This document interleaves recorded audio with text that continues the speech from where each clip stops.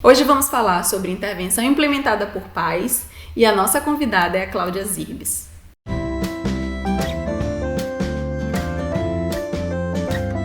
A intervenção implementada por pais é mais uma prática baseada em evidência na intervenção de indivíduos do espectro, no qual os pais são o agente principal da intervenção.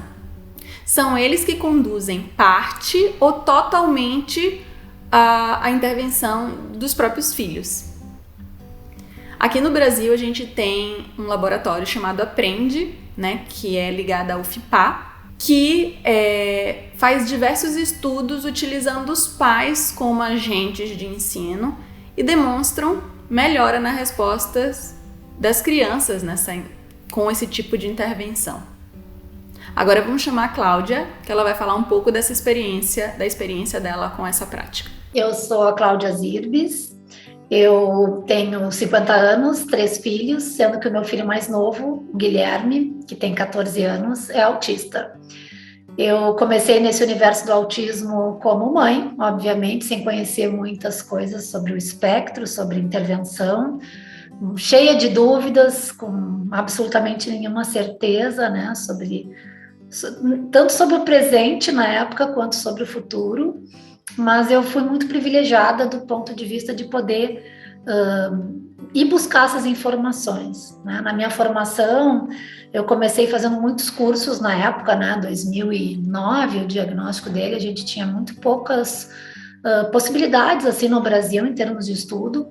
Como eu havia morado nos Estados Unidos, eu consegui fazer cursos tanto presenciais quanto muitos cursos online, cursos pela UC Davis também.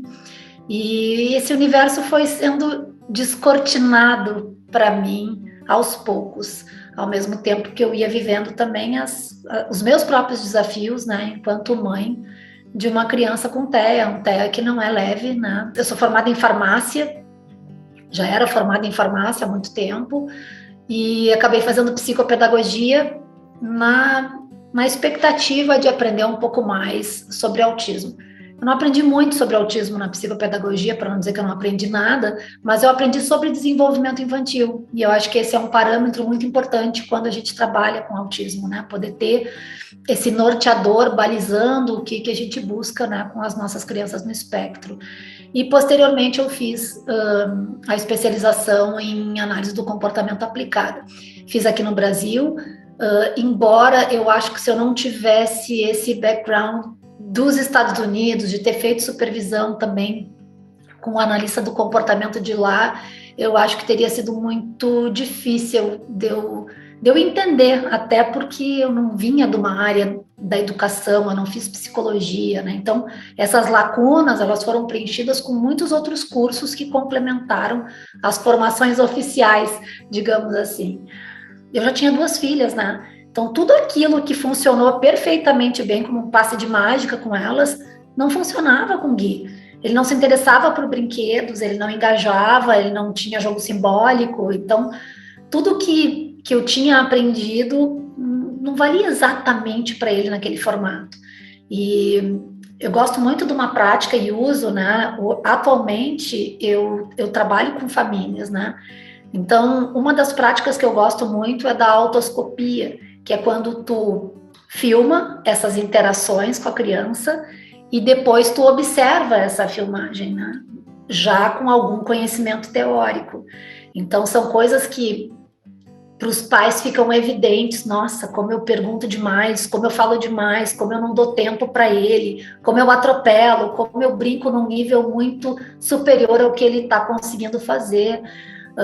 Então, eu acho que é muito interessante a gente poder se permitir fazer isso também. Independente, de estar numa intervenção implementada por pais, eu acho que poder ter algum conhecimento teórico e conseguir se observar e fazer esses ajustes pode fazer uma diferença enorme. Porque antes eu atendia famílias que só me procuravam, que me descobriam e me procuravam porque eu não divulgo esse trabalho, De repente eu comecei a receber famílias que vinham indicadas por outros profissionais, não que elas quisessem.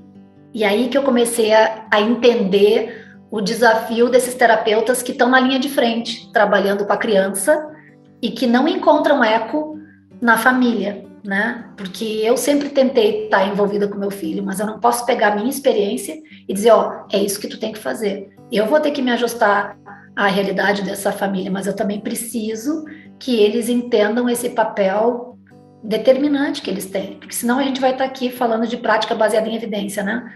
Tu pode ter a melhor intervenção, com a cereja do bolo de todas as práticas baseadas em evidência, ter TO com integração sensorial, ter 20 horas de aba, ter tudo isso lindo e bonitinho. Agora, se essa família não consegue construir um relacionamento com esse filho, com essa filha, eu vou dar... Eu vou dizer uma coisa que talvez seja forte demais, né? Mas a gente não vai tão longe assim, se a gente não conseguir engajar esses pais, né? Ou esses cuidadores imediatos, né? Nem sempre a criança tem o pai e a mãe presente, mas eu acho que fica muito prejudicada a intervenção. Então, e eu te digo isso porque quando nós recebemos esse diagnóstico, é natural que a primeira coisa que tu busque é quem são as terapias, quais são as terapias, para onde eu vou. A gente foca toda a nossa energia nisso. E às vezes a gente esquece do poder do ambiente natural, do poder das nossas casas, o quanto que esse cenário ele é